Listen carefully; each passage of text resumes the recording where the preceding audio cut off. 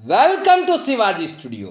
ఈరోజు మన టాపిక్ పొత్తులో భాగంగా జనసేన పార్టీ పోటీ చేస్తున్న 21 అసెంబ్లీ స్థానాల్లో 100% గెలిచేవి ఎన్ని, హోరాహోరీ పోరు ఎన్ని అనే విషయాన్ని విపులంగా విశ్లేషించే ప్రయత్నం చేస్తా. మీకు ఈ వీడియో నచ్చినట్లయితే లైక్ చేయండి, షేర్ చేయండి, ఛానల్ మాత్రం సబ్స్క్రైబ్ చేసుకోవడం మర్చిపోవద్దు. ఇక వివరాల్లోకి వెళ్తే, పొత్తులో భాగంగా పవన్ కళ్యాణ్ తక్కువలో తక్కువ 45 సీట్లు తీసుకుంటాడు.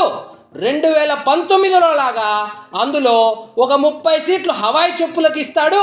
మనం 2009లో వైఎస్ రాజశేఖర్ రెడ్డి చేసినట్లు అందులో 30-35 మందిని డీల్ చేసుకుందాం. మనం ఎలాగో రాయలసీమ, ఉమ్మడి నెల్లూరు, ప్రకాశం జిల్లాల్లో బలంగా ఉన్నామో అవి ఇవి కలిపితే మ్యాజిక్ ఫిగర్ కొట్టేయచ్చని వైఎస్ఆర్సీపీ పగటి కలలు కంటూ ఉండేది. ఈ వ్యవహారం పవన్ కళ్యాణ్కి కలలో వచ్చిందో లేక నిజంగా చంద్రబాబు వలలో పడ్డాడో నాకైతే తెలియదు. కానీ గుప్పెడైన చాలు బ్రాండెడ్ చెప్పులు, గంపడైననేమి హవాయి చెప్పులు అని అందరి అంచనాలు తలకిందులు చేస్తూ టికెట్ తెచ్చుకొని అమ్ముడు పోవడానికి రెడీగా ఉన్న వాళ్ళను చెప్పుతో కొట్టినట్లు కేవలం 21 అసెంబ్లీ స్థానాలు, 2 పార్లమెంటు స్థానాలకు మాత్రమే పరిమితమై పగటి కలలు కంటున్న వాళ్లను నిద్రలేపి మరీ చుక్కలు చూపించినంత పని చేశాడు. ఇప్పుడు ఈ 21 అసెంబ్లీ స్థానాల్లో జనసేన ఏ సీట్లలో 100% గెలిచే అవకాశం ఉంది, హోరాహోరీ పోరు ఎక్కడెక్కడ ఉందో వివరించే ప్రయత్నం చేస్తా. ముందుగా పిఠాపురం నుంచి జనసేన పార్టీ అధ్యక్షుడు పవన్ కళ్యాణ్, అధికార పార్టీ నుంచి వంగా గీత పోటీ పడుతున్నారు. వాస్తవానికి వంగా గీతకు కేవలం ఆర్థిక సహాయం చేసి మొత్తం ప్రచార బాధ్యతలు, ఎలక్షనీరింగ్ ఆమె చేతిలో పెట్టేసి ఉంటే వంగా గీత పవన్ కళ్యాణ్కు చాలా గట్టి పోటీ ఇచ్చి ఉండేది. కానీ మండలానికి ఒక రెడ్డి, పంచాయతీకి ఒక రెడ్డి, వార్డుకు ఒక రెడ్డి, ఇంటికి ఒక రెడ్డి అని ఇన్ఛార్జులుగా పెట్టి మొత్తం వ్యవహారం పెంట చేసుకున్నారు. ఇవన్నీ వెరసి పిఠాపురంలో పవన్ కళ్యాణ్ గెలుపు లాంఛనమే. మెజారిటీ రాష్ట్రంలో అత్యధికంగా ఉంటుందా లేక పిఠాపురం చరిత్రలో అత్యధికంగా ఉంటుందా అనేది తేలడమే తరువాయి భాగం. ఇక కాకినాడ పార్లమెంటు పరిధిలో జనసేన పోటీ చేస్తున్న మరో నియోజకవర్గం కాకినాడ రూరల్. ఈ నియోజకవర్గం నుంచి జనసేన తరపున పంతం నానాజీ, అధికార పార్టీ వైఎస్ఆర్సీపీ నుంచి కురసాల కన్నబాబు పోటీ చేస్తున్నారు. ఇక్కడ పంతం నానాజీ గెలుస్తాడు అనడం కన్నా కురసాల కన్నబాబు ఓడిపోతాడు, ఎంత ఘోరంగా ఓడిపోతాడు అనే విషయం మీదే చర్చ నడుస్తుంది. అందుకు కారణం కురసాల కన్నబాబు మీద ఉన్న వ్యతిరేకత అని నేను చెప్పను. కానీ ఈ నియోజకవర్గంలో జనసేన మరియు తెలుగుదేశం చాలా బలంగా ఉండడం ప్రధాన కారణం. తెలుగుదేశం పార్టీకి చెందిన కొంతమంది మండల స్థాయి నాయకులు పంతం నానాజీకి మనస్ఫూర్తిగా సపోర్ట్ చేయకపోయినా కొంచెం మెజారిటీ తగ్గవచ్చునేమో, కానీ పంతం నానాజీ గెలుపు లాంఛనమే. వాస్తవానికి కురసాల కన్నబాబును పక్కన పెట్టి శెట్టి బలిజ సామాజిక వర్గానికి చెందిన వారికి ఎవరికైనా వైఎస్ఆర్సీపీ టికెట్ ఇచ్చి ఉంటే పరిస్థితి వేరేలాగా ఉండేది. ఓడిపోయే సీటుకి ఎవరైతే ఏముందులే అనే కోటాలో టికెట్ వచ్చింది కాబట్టి ప్రచారం కూడా తూతూ మంత్రంగా సాగుతుండడంతో పంతం నానాజీకి బాగా కలిసి వచ్చిన అంశంగా చెప్పవచ్చు. నా స్టడీలో కాకినాడ రూరల్ నుంచి పంతం నానాజీ విజయం తథ్యమని తెలిసింది. ఇప్పుడు పాలకొండ, ఈ పేరు వింటేనే జన సైనికులు ఉలిక్కి పడుతున్నారు. అసలు ఆ సీటు ఎందుకు తీసుకున్నాడు రా సామే అంటున్నారు. కానీ అక్కడ ప్రస్తుత పరిస్థితి ఒక్కసారి వివరించే ప్రయత్నం చేస్తా. పాలకొండ అసెంబ్లీ నియోజకవర్గం నుంచి జనసేన పార్టీ నుంచి నిమ్మక జయకృష్ణ, అధికార పార్టీ వైఎస్ఆర్సీపీ నుంచి విశ్వసాయి కళావతి పోటీ చేస్తున్నారు. రాజకీయాల్లో సింపతికి మించిన బ్రహ్మాస్త్రం మరొకటి ఉండదు. 2 సార్లు ఓడిపోయాడనే సింపతి నిమ్మక జయకృష్ణ మీద విపరీతంగా ఉండగా, అదేవిధంగా 2 సార్లు గెలిచిన కళావతి మీద అన్ని వర్గాల్లో విపరీతమైన వ్యతిరేకత ఉంది. దానికి తోడు ప్రభుత్వ వ్యతిరేకత కూడా ఉండడంతో ఈసారి వైఎస్ఆర్సీపీకి గెలుపు ఏమంత సులభం కాదు. జన సైనికులు అనుకున్నట్లు ఓడిపోయే సీటు కూడా కాదు. ఈసారి పాలకొండలో హోరాహోరీ పోరు అయితే జరగనుంది. నా స్టడీలో ఇక్కడ విజయావకాశాలు 50-50గా కనబడుతున్నాయి. ఇక రైల్వే కోడూరు, ఈ సీటు కడప జిల్లాలో ఉంది.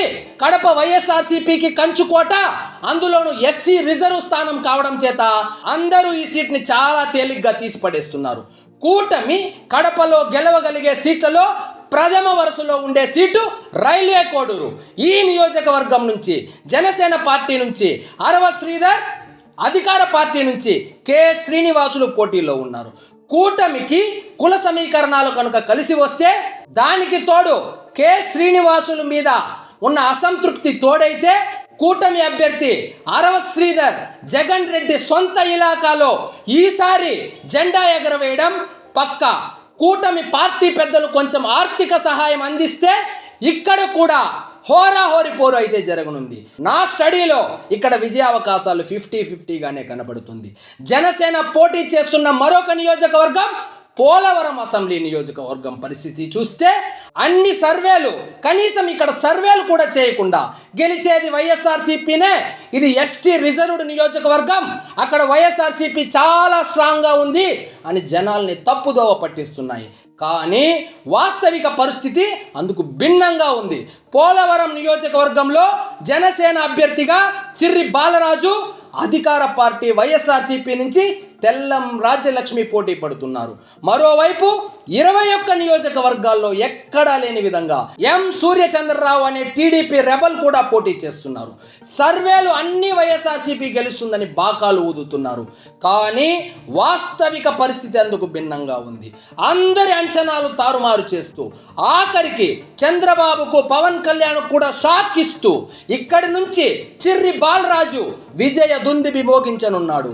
ఏలూరు పార్లమెంటు సీటు కైవసం చేసుకోవాలి అంటే పోలవరంలో మెజారిటీ చాలా కీలకం కావడం చేత టీడీపీ శ్రేణులు కూటమి అభ్యర్థికి సంపూర్ణ సహాయ సహకారాలు అందిస్తున్నారు. దీనికి తోడు ఇక్కడ కుల సమీకరణాలు కూటమి అభ్యర్థి విజయంలో ప్రధాన పాత్ర పోషించనున్నాయి. ఏదైనా అద్భుతం జరిగితే తప్ప ఇక్కడ వైఎస్ఆర్సీపీ గెలుపు దాదాపు అసాధ్యం. నా స్టడీలో ఇక్కడ గెలిచేది చిర్రి బాలరాజే, పోలవరంలో ఎగిరేది కూటమి జెండానే. మరో ముఖ్యమైన నియోజకవర్గం నెల్లిమర్ల.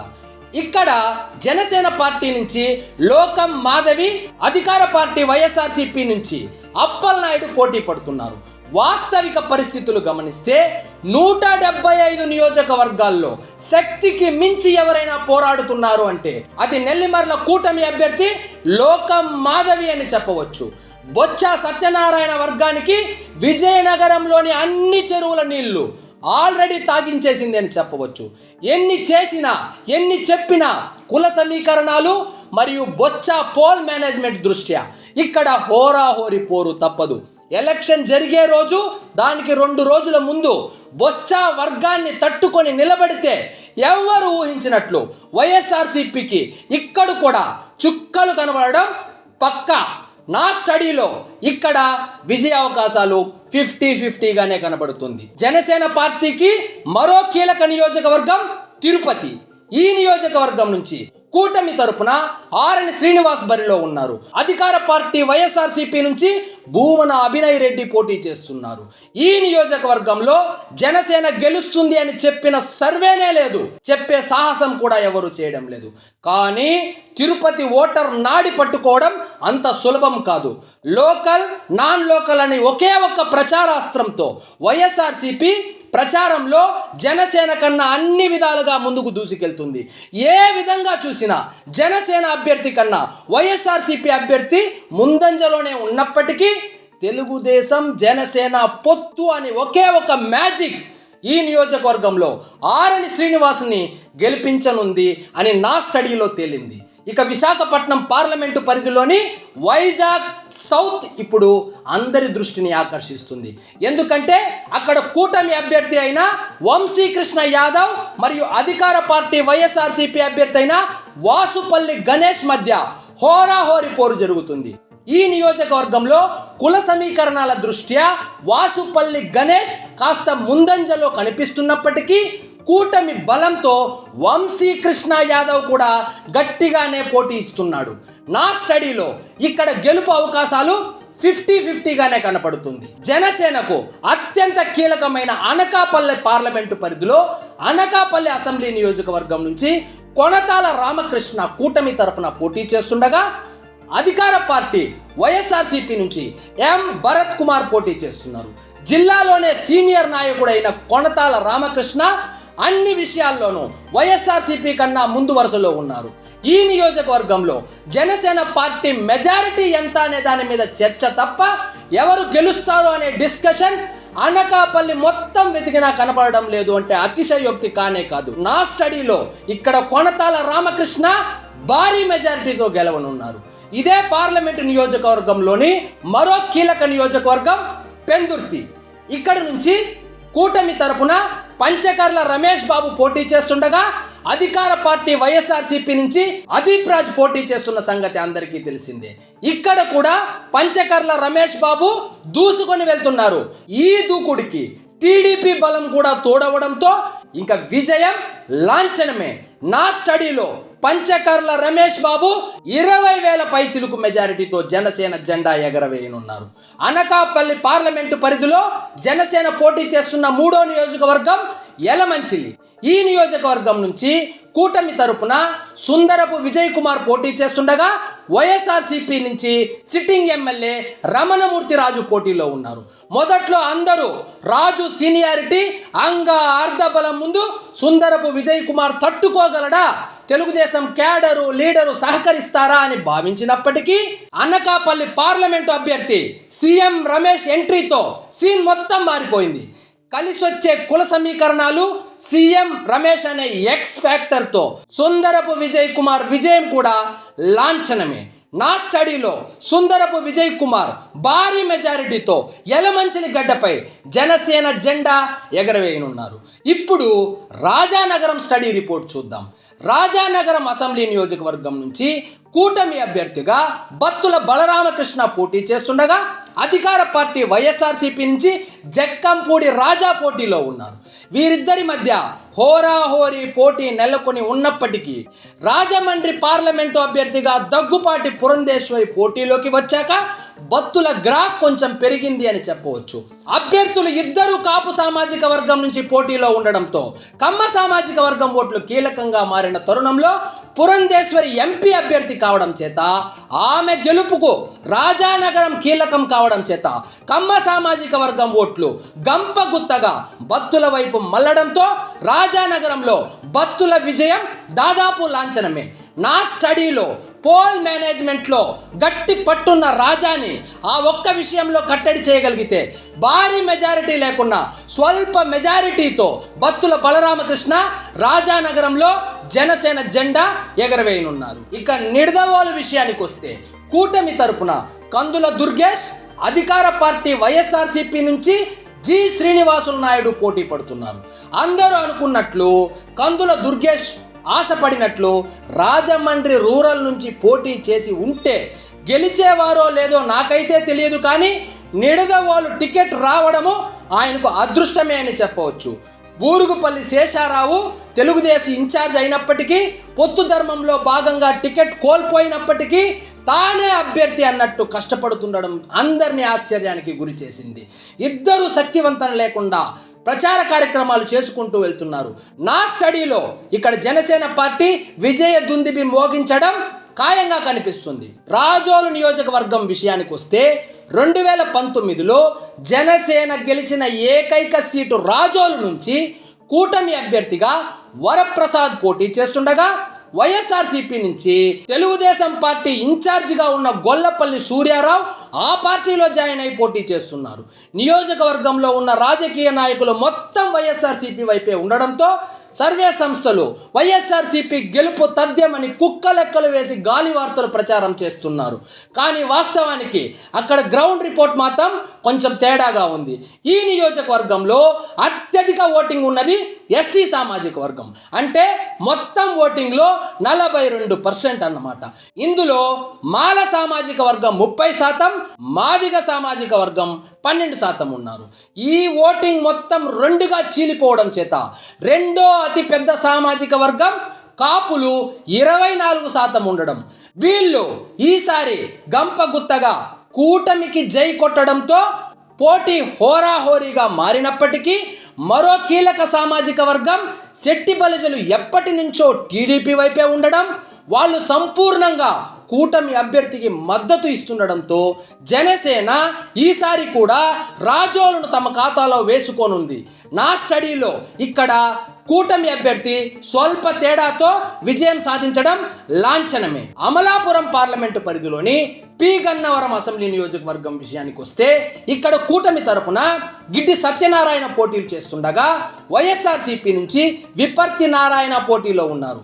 వీరితో పాటు వైఎస్ఆర్సీపీ సిట్టింగ్ ఎమ్మెల్యే కొండేటి చిట్టిబాబు కాంగ్రెస్ తరపున బరిలో ఉన్నప్పటికీ పొత్తు ప్రభావంతో గిడ్డి సత్యనారాయణ సునాయాసంగా విజయం సాధించనున్నారు. మెజారిటీ ఎంత అనేది చివరి 2 రోజుల్లో గిడ్డి సత్యనారాయణ చేసే పోల్ మేనేజ్మెంట్ మీద ఆధారపడి ఉన్నప్పటికీ తెలుగుదేశం తరపున అమలాపురం ఎంపీగా బాలయోగి కుమారుడు పోటీలో ఉండడం అతని గెలుపుకు పి గన్నవరం మెజారిటీ కీలకం కావడంతో తెలుగుదేశం పార్టీ కూటమి అభ్యర్థికి సంపూర్ణ సహకారం అందిస్తుంది.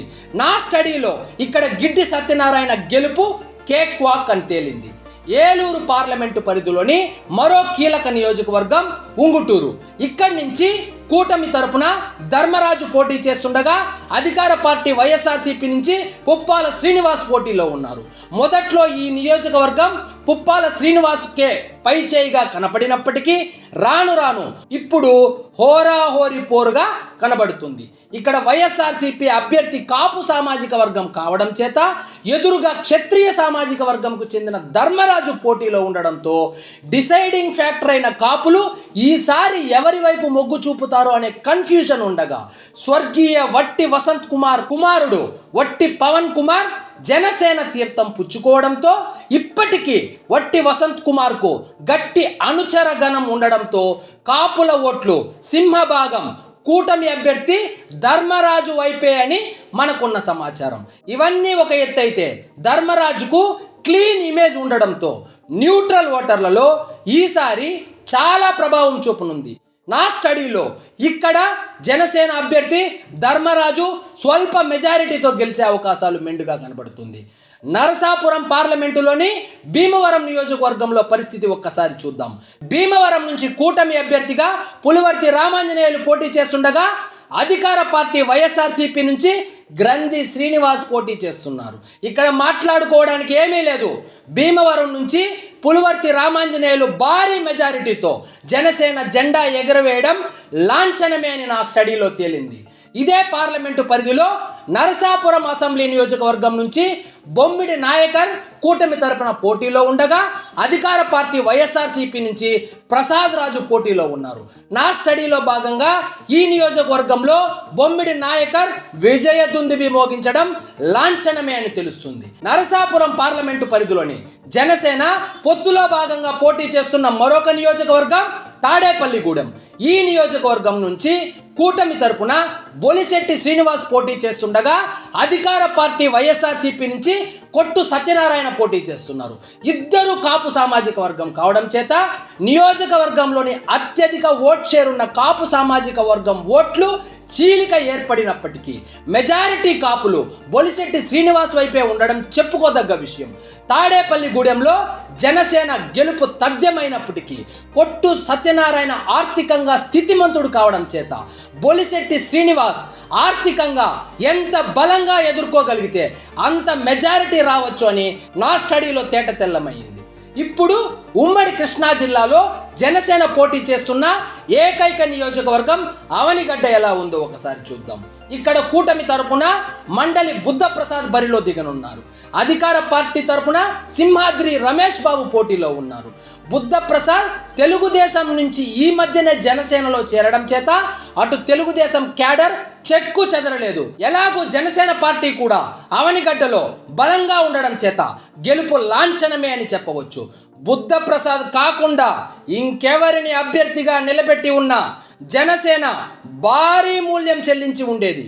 ఎందుకంటే అవనిగడ్డలో పడే ఓట్లు జనసేన పోటీ చేస్తున్న మచిలీపట్నం పార్లమెంటు స్థానానికి అత్యంత కీలకమైనది. యాదృచ్ఛికంగా జరిగిందా లేక కాకతాళీయంగా జరిగిందా తెలియదు, కానీ ఈ నిర్ణయం పెద్ద ప్రమాదం నుంచి జనసేన పార్టీని బయటపడేసింది అని చెప్పవచ్చు.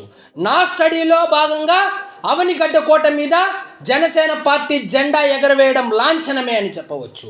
చివరగా తెనాలి నియోజకవర్గం గురించి చూద్దాం. ఇక్కడి నుంచి జనసేన పిఎస్సి చైర్మన్ నాదెండ్ల మనోహర్ కూటమి తరపున పోటీలో ఉండగా అధికార పార్టీ నుంచి అన్నాబత్తుని శివకుమార్ పోటీ పడుతున్నారు. అన్ని విషయాల్లో హోరాహోరీగా తలపడుతున్నప్పటికీ మొదట్లో వైఎస్ఆర్సీపీ కొంచెం ముందంజలో ఉన్నట్లు కనిపించినా గుంటూరు పార్లమెంటు అభ్యర్థి పెమ్మసాని రాకతో మొత్తం సమీకరణాలు మారిపోయాయి. తెలుగుదేశం క్యాడర్ 100% సపోర్ట్ చేస్తే కానీ తెనాలిలో జనసేన జెండా ఎగరడం కష్టం. పొత్తులో భాగంగా టికెట్ జనసేనకు వెళ్ళినప్పుడు లోకల్ లీడర్లు మొత్తం అసమ్మతి రాగం అందుకున్నారు. ఎప్పుడైతే పెమ్మసాని ఎంటర్ అయ్యాడో తెలుగుదేశంలోని అసంతృప్తి పూర్తిగా చల్లారిపోవడమే కాకుండా నాదెండ్ల మనోహర్కు సంపూర్ణ మద్దతు లభించడంతో ఒక్కసారిగా కూటమి చాలా బలంగా తయారైందని చెప్పవచ్చు. నా స్టడీలో భాగంగా ఎక్స్ ఫ్యాక్టర్ పెమ్మసాని కావడం చేత తెనాలిలో వార్ వన్ సైడ్ అయింది. ఈసారి తెనాలి నియోజకవర్గంలో జనసేన భారీ మెజారిటీతో గెలవనున్నట్లు తేలింది. మొత్తంగా చూస్తే జనసేన 100% గెలిచే స్థానాలు పిఠాపురం, కాకినాడ రూరల్, అనకాపల్లి, పెందుర్తి, యలమంచిలి, రాజోలు, పి గన్నవరం, పోలవరం, రాజానగరం, ఉంగుటూరు, తిరుపతి, భీమవరం, తాడేపల్లిగూడెం, నరసాపురం, అవనిగడ్డ, తెనాలి, నిడదవోలు కాగా హోరాహోరి పోరు ఉండి 50-50 ఛాన్స్ ఉన్న నియోజకవర్గాలు నెల్లిమర్ల, వైజాగ్ సౌత్, పాలకొండ, రైల్వే కోడూరు. నా స్టడీలో ఫైనల్ రిపోర్ట్ ఇప్పుడు చూద్దాం. సర్వే సంస్థలు అవాక్కయ్యేటట్లు, వైఎస్ఆర్సీపీ కూడా ఉలిక్కి పడేట్లు, ఆఖరికి పవన్ కళ్యాణ్, చంద్రబాబు సైతం ఆశ్చర్యపడేట్లు కూటమి తరపున పోటీ చేస్తున్న జనసేన 17 నుంచి 19 అసెంబ్లీ సీట్లు గెలుచుకోనుందని నేను ప్రగాఢంగా నమ్ముతున్నాను. ఇదండి ఈరోజు మన టాపిక్. మరిన్ని ఇంట్రెస్టింగ్ టాపిక్స్తో మళ్ళీ కలుద్దాం. మీకు ఈ వీడియో నచ్చినట్లయితే లైక్ చేయండి, షేర్ చేయండి, ఛానల్ మాత్రం సబ్స్క్రైబ్ చేసుకోవడం మర్చిపోవద్దు. జై హింద్.